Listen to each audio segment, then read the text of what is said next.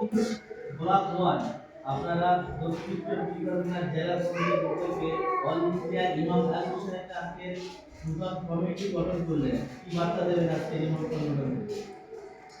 সর্বপ্রথমে all India ইমাম অ্যাসোসিয়েশনের পক্ষ থেকে আমাদের সারা দেশের সমস্ত ইমাম অভিনন্দন মোবারকবাদ জানাচ্ছি।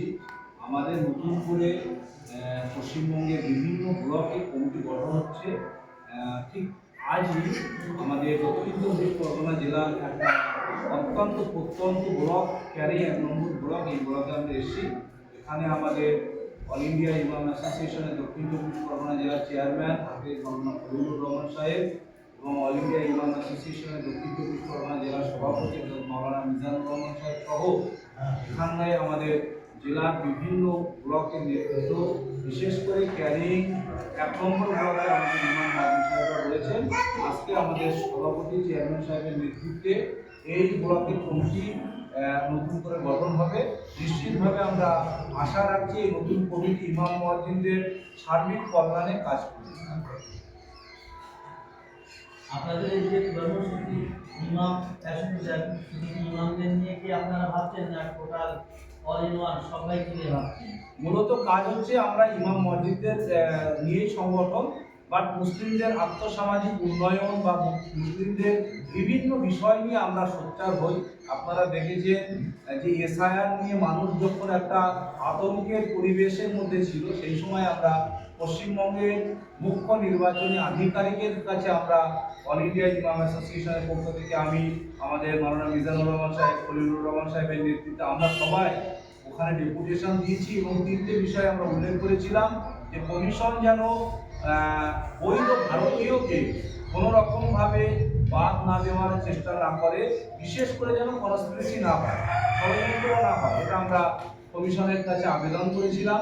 আমাদের দ্বিতীয় দাবি ছিল মাইগ্রেন্ট লেবার মানে পরিযায়ী শ্রমিক যারা বাইরে কাজ করে, তাদের ব্যাপারেও যেন কমিশন অত্যন্ত বুদ্ধিমত্তার সাথে অত্যন্ত দায়িত্ববান যেন কমিশন হয়।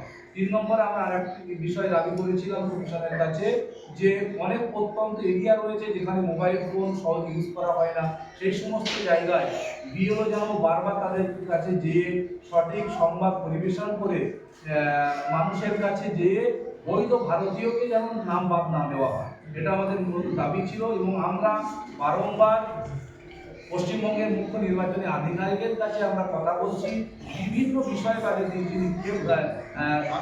দৃষ্টি আকর্ষণ করছি। নিশ্চিতভাবে আমরা সমগ্র মানুষের পাশে আছি।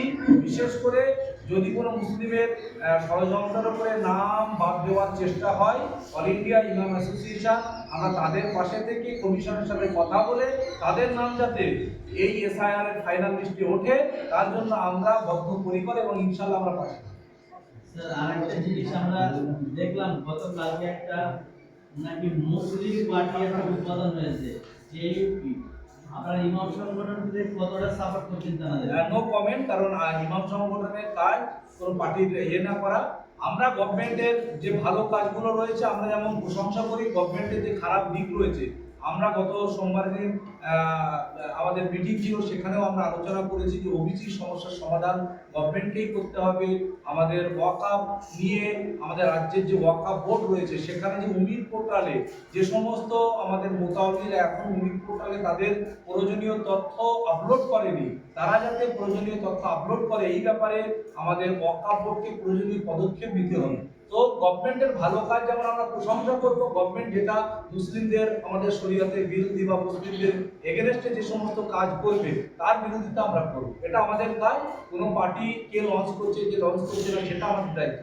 আরেকটা জিনিস আমরা দেখতে পেলাম যে অনেক মসজিদ চলছে বা মসজিদের জায়গা ওয়াকফের আন্ডারে রয়েছে, তথাপিও তারা কিন্তু মানে রেজিস্ট্রেশন করেনি। আপনারা কি বার্তা দেবেন ইমাম সংগঠন থেকে জানালেন? আমি আপনাদের মাধ্যমে বলি যে আমরা আমাদের সংখ্যালঘু দপ্তরের প্রধান যিনি সচিব আছেন ডক্টর পিবি সেলিম সাহেব, তিনি আমাদের পশ্চিমবঙ্গের সমস্ত জেলার ডিস্ট্রিক্ট ম্যাজিস্ট্রেট মানে জেলা শাসককে চিঠি দিয়েছেন এবং প্রত্যেকটা জেলার কাছে সংশ্লিষ্ট জেলার কাছে একটা তালিকা আছে যে কোন সম্পত্তিগুলো এই উমিদ পোর্টালে আপলোড করতে হবে।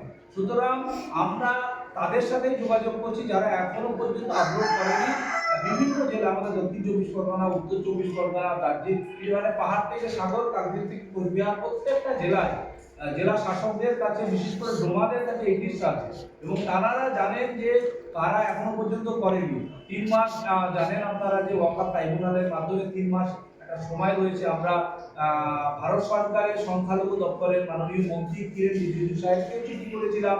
এটা নিয়ে বিরোধী দলনেতা আমাদেরকে কাউন্টও করেছিল যে আমরা মাননীয় সংখ্যালঘু দপ্তরের মন্ত্রীকে আমরা আবেদন করেছিলাম যে অনেকে নেট প্রবলেম, সার্ভার ডাউন, বিভিন্ন রকম ইস্যু নিয়ে মুসলিমরা তাদের প্রয়োজনীয় তথ্য এখনো আপলোড করতে পারে উমির পোর্টালে, সেই জন্য যাতে অন্তত মিনিমাম 1 মাস সুযোগ দেওয়া হয়। তো মাননীয় মন্ত্রী সাহেব, বিভিন্ন সংগঠন, বিশেষ করে আমাদের অল ইন্ডিয়া ইমাম অ্যাসোসিয়েশন, যারা যারা এই সময় বৃদ্ধির জন্য আবেদন করেছে তাদের সেই আবেদনকে মান্যতা দিয়ে মাননীয় মন্ত্রী সাহেব 3 মাস ওয়াকফ ট্রাইব্যুনালের মাধ্যমে যে সময় দিয়েছে, নিশ্চিতভাবে আমরা আশা করছি যারা এই রেজিস্ট্রেশন যুক্ত আছে, ওয়াকফ বোর্ডের অধীনে ইসি নাম্বার আছে, তারা এই 3 মাসের মধ্যে তারা সমস্ত রকম ডকুমেন্ট সাবমিট করতে পারবে, এটা আমরা আশাবাদী।